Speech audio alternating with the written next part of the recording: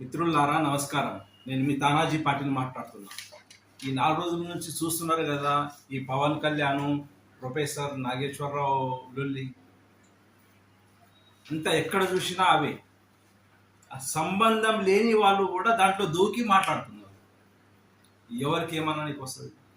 ప్రతి ఒక్కరికి నా పేరు రావాలా, నా మాట బయటికి రావాలా, నేను మాట్లాడిన బూతు కూడా అందరు వినాలా అనే దురద అవుతున్నదేమో అనిపిస్తుంది. ఇది మంచిది కాదు.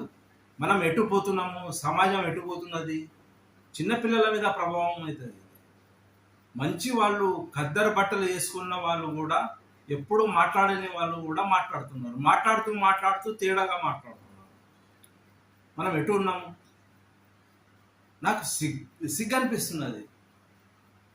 ఎన్నో సంఘటనలు చూసినాము. మన పక్క దేశంలో కూడా పాకిస్తాన్ కానీ బంగ్లాదేశ్ కానీ మనిషిని చూస్తే ఆయన బట్టలు ఇప్పి కింద చూసిన తర్వాత వీడు హిందువా కాదా అని చూసిన తర్వాత హిందువు కాకపోతే కాల్చి పడేస్తున్నాడు.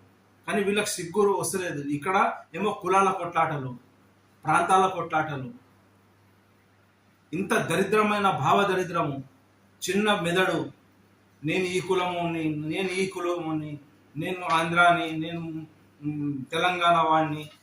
ఏముందా? కలిసి ఉన్న వాళ్ళే కదా. రెండు తెలుగు రాష్ట్రాలు ఐక్యతగా ఉండి పద్ధతిగా ఉంటే ఎంత బాగుంటుంది. ఒక్కొక్కరి మీద ఒకరు చెవాకులు, అవాకులు, చెవాకులు, బండ బూతులు మాట్లాడుకుంటున్నారు. అయ్యా నీ అయ్య జాగిరా అంటే, ఈయన అంటే నీ అమ్మ జాగిరా అని వాడు. ఇది మంచిది కాదు మిత్రులారా. ఎన్ని రోజులు ఇట్లా కొట్లాడుకుంటాము? ఇట్లాంటి గొడవలు, చిన్న చిన్న గొడవలు రేపు పెద్దగా అయితే అది ఆంధ్ర కన్నా తెలంగాణ మీద ఎక్కువ ప్రభావం చూపుతుంది. ఎందుకు చెప్తున్నా అంటే, కేంద్రంలో ఆంధ్ర నాయకుల పెత్తనము, ఆంధ్ర నాయకులది చాలా ఇలాగే ఎక్కువ అయిపోతే రేపు హైదరాబాద్ కేంద్ర పాలిత ప్రాంతంగా ప్రకటించాలని గ్యారంటీ ఏముంది? అప్పుడు అందరి నోట్లో మన్ను పడుతుంది. ఎందుకు నోటికి తాళం ఎందుకు పడతలేదు? ఇష్టం వచ్చినట్టు ఆ భాష నేను వాడలేను. చిన్నపిల్లలు ఖరాబ్ అవుతున్నారు. చిన్నపిల్లలు చదువుకుంటున్న వాళ్ళు ఫోన్లో చూసి అంతా వాళ్ళ మైండ్ అంతా కలుషితం అవుతుంది. ఇది మంచిది కాదు. ఇప్పటికైనా ఆపండి. నీ అయ్య జాగిరా, నీ అమ్మ జాగిరా, నీ మొగుడు జాగిరా, నీ మిండెడి జాగిరా, ఏం భాష ఇది? ఎవరి జాగిరి కాదు, అందరిదే. ఆంధ్రప్రదేశ్ అందరిదే, తెలంగాణ అందరిది, భారతదేశంలో ఉన్న ప్రతి ప్రాంతం కూడా అందరికీ చెందినది.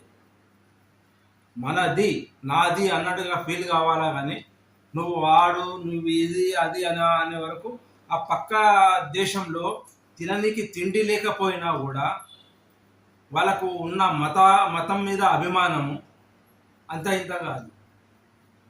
దారుణంగా చంపుతున్నారు. అయినా సిగ్గులే వస్తలేదు. కొన్ని చోట్ల అయితే కులాల పంచాయతీ. నా కులం పెద్దది అంటే నా కులం పెద్దది.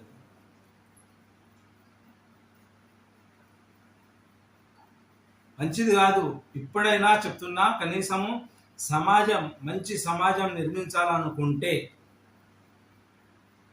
భవిష్యత్తులో పిల్లల జీవితాలు బాగుపడాలంటే మీరు సమాజ అభివృద్ధి కోసం పనిచేయాలా. కానీ ఈ కులం పంచాయతీలు, ఈ ప్రాంతం పంచాయతీలు అవి తీసుకురాకండి. ఇది మంచిది కాదు.